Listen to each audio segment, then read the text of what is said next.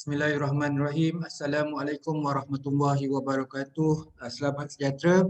Kita bertemu lagi dalam 10 Ramadan untuk tajuk tulis literature review bagi menjawab objektif dan persoalan kajian.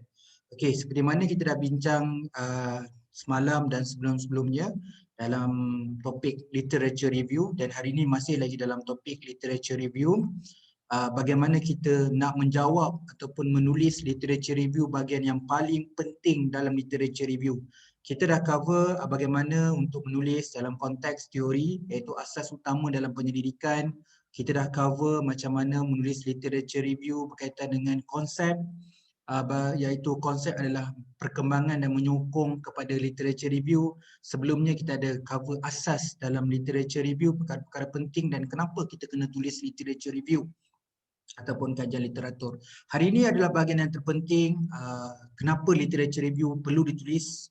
Seperti mana dalam bab 1 kita dah ada problem statement, sebelum tu latar belakang, problem statement, objektif dan research question maupun hipotesis, bagaimana literature review membekalkan maklumat. Jadi kita dah jelas sebuah solution dalam penyelidikan itu berada dalam objektif dan persoalan kajian.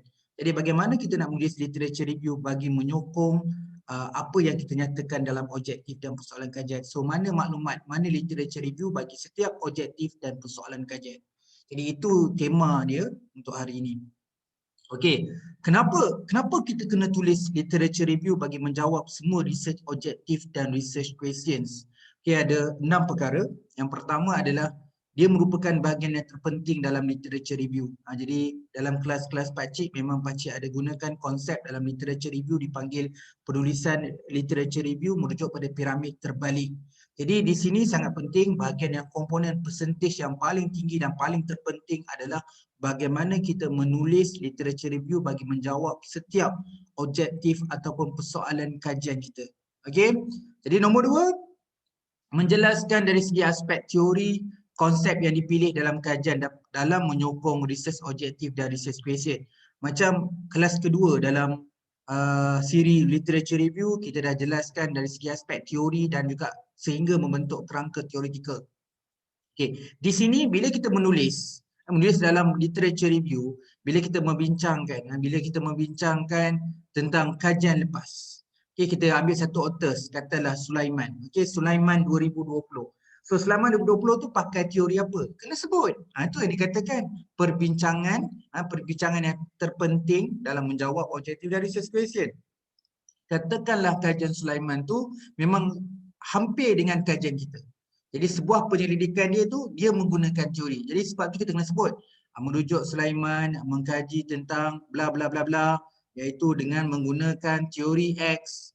Kita sebut teori apa yang digunakan. Jadi justru penting bila kita membahaskan dan membincangkan kajian-kajian yang lepas, yang relevan, yang ada kaitannya dengan penyelidikan kita, wajar untuk kita menjelaskan dalam konteks teori maupun konsep yang dipilih dalam kajian dalam menyokong research objektif, research question. So nyatakanlah teori apa yang diguna. Kalau dinyatakan konsep tu model, apa model yang diguna. Okey. Nombor 3, dari segi aspek menjelaskan sokongan fakta dan sumber bahawa penyataan masalah kajian berpotensi untuk dijawab dalam research objektif, research question. Okey. Secara mudah dia, sepanjang kita menulis dalam literature review tu, selalu kita ingat keyword atau poin-poin penting dalam penyataan masalah. And poin-poin penting, kita punya keyword dalam penyataan masalah tu kita bahaskan, kita naikkan, kita bangkitkan dia dalam penulisan literature review. Jadi bila orang baca kita punya literature review, seperti mana dia dah faham kita punya penyataan masalah, dia jelas bahawa literature review kita buat ni adalah membekalkan maklumat dalam penyelesaian masalah juga. Jadi sebab tu keyword-keyword dalam penyataan masalah tu jangan lupa bawa dalam penulisan literature review. Jadi bila kita tengok, bila kita tulis dalam perkara literature review ke arah penyataan masalah, semua penilai, semua pembaca, semua voicer jelas bahawa apa saja yang kita tulis dalam literature review ni membantu dalam penyelesaian masalah kajian. Okey, nombor 4 adalah menjelaskan metodologi dan analisis. Okey, seperti mana tadi katakan kajian Sulaiman, buat kajian tentang apa objektif dia dengan menggunakan teori X yang mana disokong oleh model M. Okey, nyatakan juga dia punya metod luas. daripada research design, daripada dia punya populasi, sampling, strategi collect data, strategi penyelidikan, approach, jadi banyak perkara-perkara dalam metodologi itu boleh dibangkitkan, ditulis dan dibincang dalam penulisan literature review.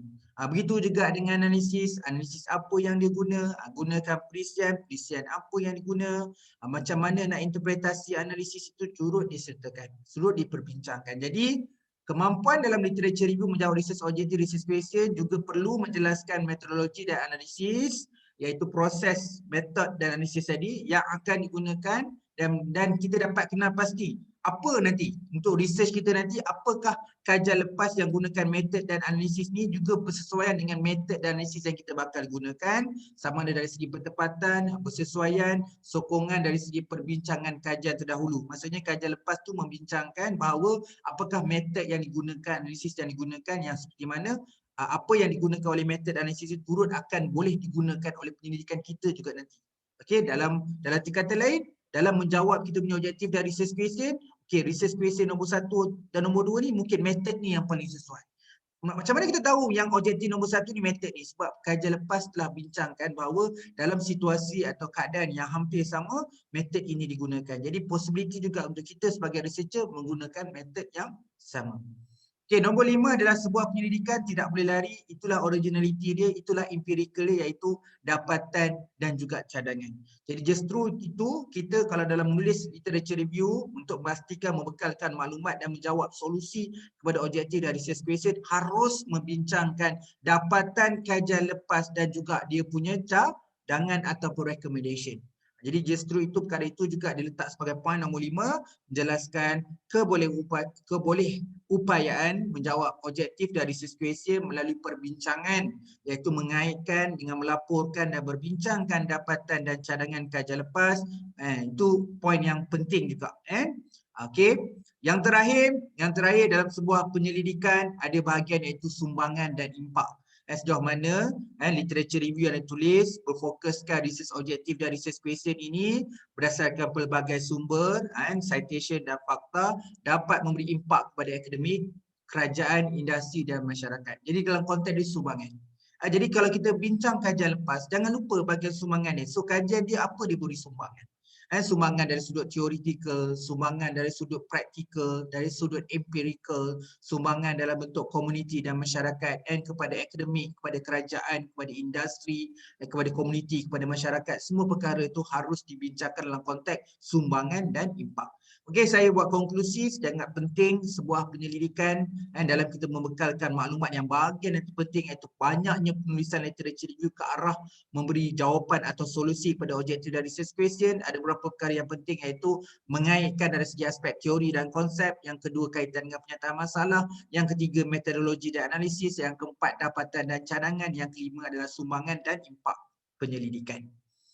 Okay, seterusnya, bagaimana nak menulis literature review bagi menjawab research objektif dari research question ni? Kita ada 8 semuanya. Okey, yang pertama adalah tulis kajian literatur adalah berbentuk perbincangan. Adalah berbentuk perbincangan, bukan penulisan laporan.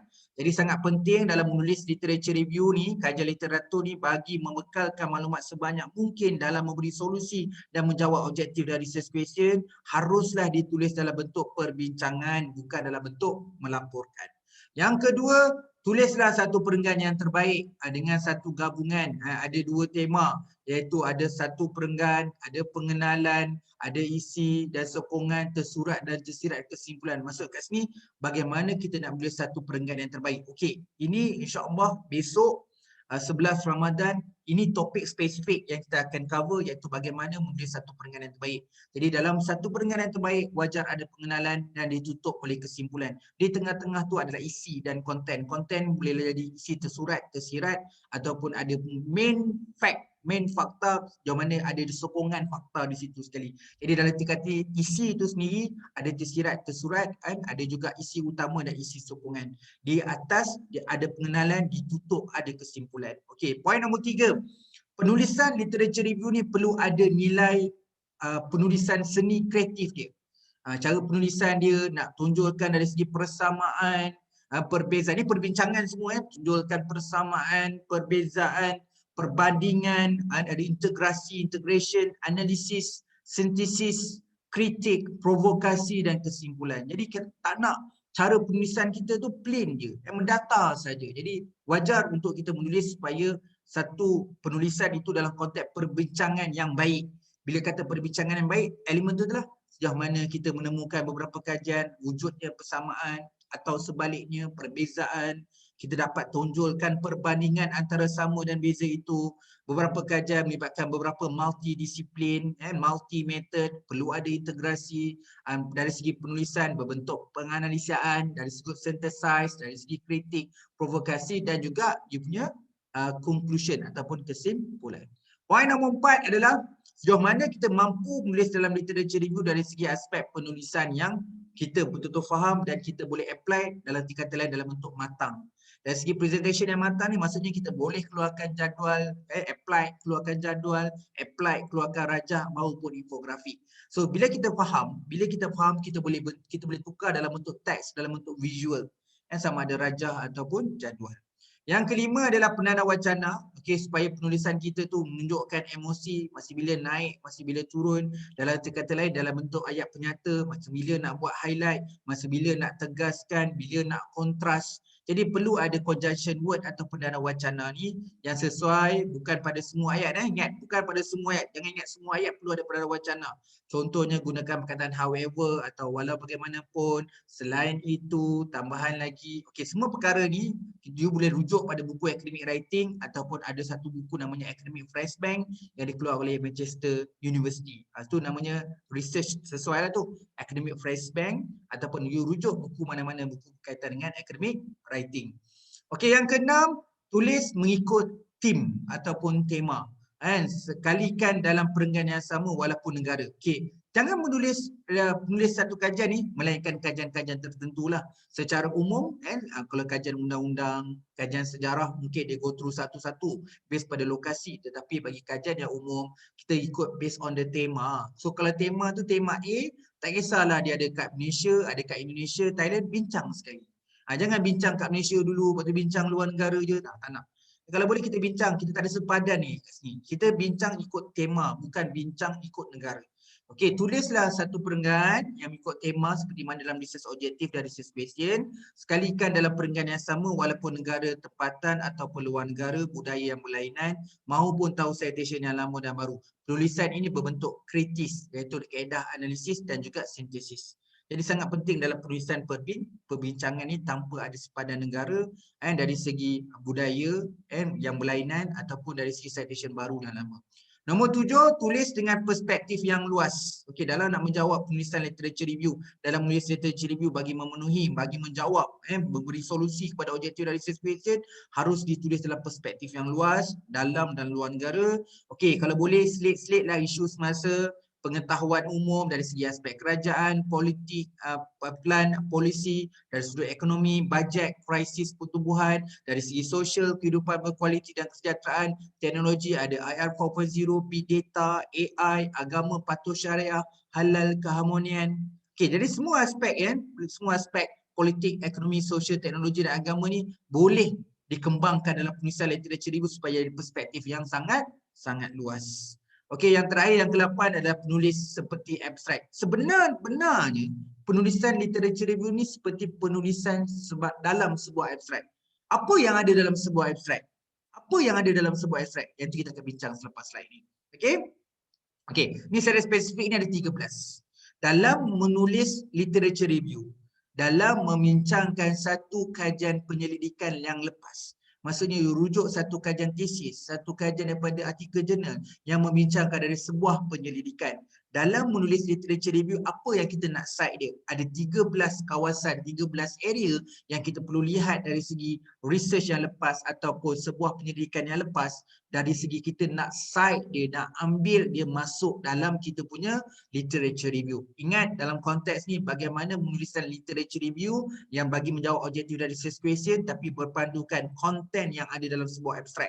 Jadi apa konten yang ada dalam abstrak? Yang pertama, dalam abstrak ada pernyataan masalah ataupun isu yang khusus. Sejauh mana kita refer kajian lepas nak masukkan pernyataan masalah dia ataupun isu yang khusus tu dalam literature review kita. Kita take note, oh ni research dia, ni pernyataan masalah dia, ni isu yang khusus dia. Ambil iaitu point untuk kita cite masuk dalam literature review. Itu nombor satu. Yang nombor dua, dalam abstract ada objektif. So kita wajar bila kita nak cite satu-satu kajian, kena beritahu apa dia punya tujuan dan objektif yang khusus dia. Okey, yang ketiga, dia menggunakan teori apa ataupun model apa, iaitu asas utama iaitu teori dan model boleh jadi sebagai konsep.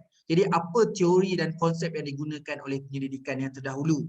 Okey, kemudian beritahu juga dia punya komponen, pemboleh ubah, tema, elemen dan faktor yang digunakan dalam kajian. Tak kisahlah nama dia pemboleh ubah ke, tema ke, komponen ke, elemen ke, factors. Tapi apa yang digunakan dalam penyelidikan dia, kita pun kena laporkan dan nyatakan. Okey, lapor tu maksudnya lapor dan kemudian kita bincang lah. Okey, kemudian dari segi negara, kita kena sebut kajian tu dijalankan di negara mana. Okey, kemudian nombor 6, nyatakan sampel apa yang dia guna, iaitu responden atau partisipan, unit analisis, skop penyelidikan, juga kita tulis dalam abstract. Jadi apa yang kita tulis dalam abstract itulah juga perlu diperbincangkan dalam literature review, dalam penulisan literature review. Kemudian kena sebut research design, ada dalam metodologi, ada reka bentuk kajian. Okey, apa lagi yang ada dalam metodologi? Okey, nombor 8 ni, pilihan metodologi dari segi monometod ke kuali atau kuanti digunakan dalam penyelidikan dia gunakan mixed method atau multi method. Kemudian nombor 9, dari segi aspek metodologi dah tahu, cuba tengok strategi penyelidikan, dia guna kajian case ke, grounded theory ke, action research ke, eksperimen ke, survey ke, lain-lain. Okey, dalam penyelidikan dia juga ada data dan instrumen apa yang dia guna, primary ke secondary. Kalau primary gunakan soal sidik ke, senarai semak ke, interview ke, data secondary daripada sejarah ke, data numerical atau annual report. Okey, jadi aspek data and instrument nombor 10 tadi. Nombor 11 adalah bagaimana dia mengeluarkan analisis dan interpretasi, itu nombor 11. Nombor 12, dapatan kajian. Wajar untuk kita membincangkan dapatan kajian lepas dan juga empirical atau finding. Okey, yang terakhir adalah cadangan dan limitasi kajian. Okey, dari segi penyelidikan lepas pun dia ada cadangan dia. So ada suggestion dia, ada limitation. So kita boleh ambil cadangan dan suggestion tu masuk dalam penulisan literature review. Jadi saya ulang balik, ada 13 komponen dalam abstract. Dalam konteks ni, bagaimana kita menulis literature review tanpa terlepas pandang seperti kita menulis sebuah abstract. Ada 13 perkara. So kita jangan missing 13 perkara ni dalam penulisan literature review, iaitu penyataan masalah, isu yang khusus. Yang kedua, objektif utama, objektif umum atau objektif yang khusus. Ketiga, teori dan model. Keempat, tentang pemboleh ubah, tema, komponen, elemen dan factors. Nombor 5, sebut negara kajian, negara atau tempat. Nombor 6, sampel, responden, unit analisis, scope. Nombor 7, reka bentuk penyelidikan atau research design yang digunakan. Nombor 8, pilihan metodologi, monomethod, mixed method atau multi method. Nombor 9, strategi penyelidikan, contohnya gunakan grounded theory, action research, narrative theory, phenomenology, apa lagi, survey, eksperimen. Nombor 10, data dan instrumen yang digunakan. Okey, analisis dan interpretation. Nombor 11. Nombor 12 adalah dapatan ataupun finding kajian. Yang terakhir adalah cadangan dan limitasi kajian. Termasuk sumbangan. Termasuk sumbangan juga. Jadi nombor 13 tu sumbangan, cadangan dan limitasi kajian. Jadi aspeknya ada 13 perkara. 13 perkara yang harus kita tulis dalam literature review. Jadi slide ni nak bantu, nak guide kita bahawa kalau kita nak ingatkan juga, ingat seperti sebuah abstract. Sebuah abstract ada 13 elemen ni. Okey. Dari segi untuk menjawab kita punya title lagi, bagaimana menulis literature review bagi menjawab objektif dari research question, Pakcik ada bagi satu contoh.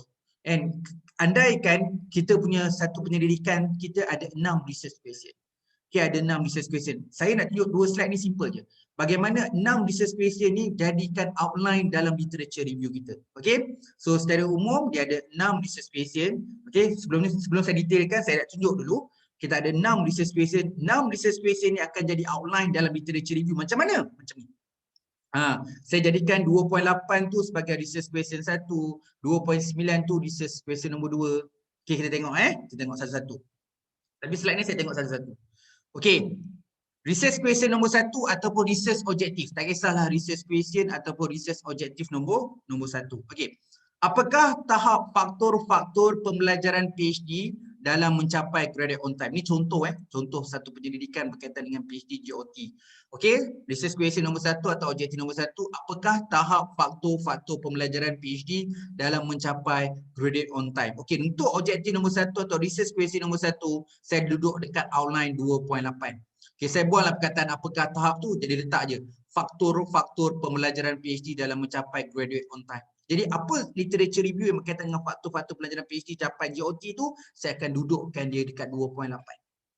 Okey, kemudian objektif nombor 2 atau research question nombor 2, mengapakah manfaat pembelajaran secara berstruktur dan sistematik bagi pelajaran PhD bagi mencapai GOT perlu dianalisis. Okey, untuk objektif nombor 2 atau research question nombor 2 ni berujuk 2.9.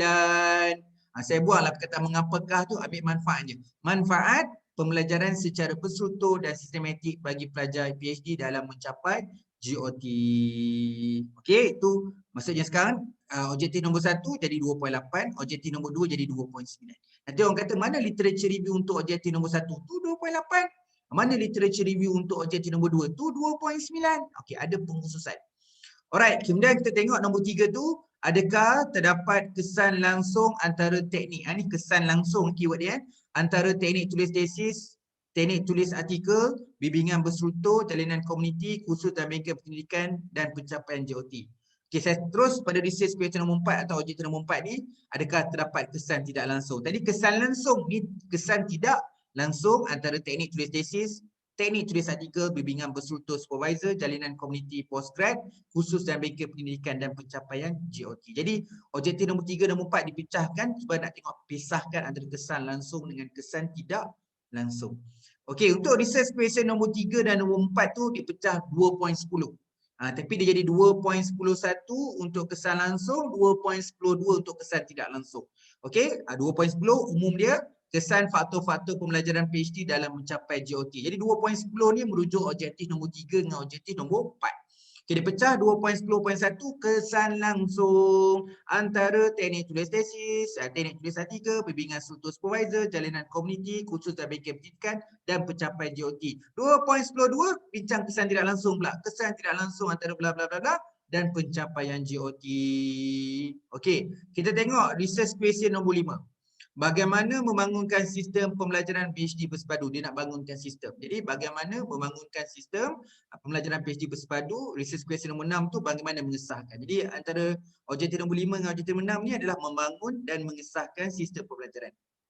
Okey, untuk objektif nombor 5, nombor 6 tu diterjemahkan dalam 2.11 dalam kita punya outline literature review yang bertajuk sistem pembelajaran PhD 2.11. Tapi spesifikkan 2.11.1 membangunkan sistem pembelajaran PhD, 2.11.2 tu penilaian dan pengesahan sistem pembelajaran PhD. Jadi untuk menjawab kita punya ke-6 objektif dan research question tu diterjemahkan dalam 2.8, 2.9, 2.10, 2.11, 2.12, 2.11, 2.11.1, 2.11.2. Jadi apa saja yang kita jumpa dalam kajian-kajian lepas, dari segi artikel jurnal, proceeding, report, thesis, dissertation, and apa-apa yang laporan daripada kerajaan ataupun industri yang bersesuaian masuk dah dalam section 2.8, 2.9, 2.10 dan 2.11 ni.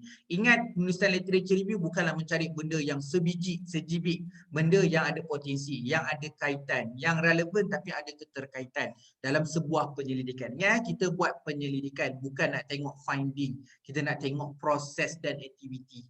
Kalau nak tengok finding yang sama, kebetulan ada.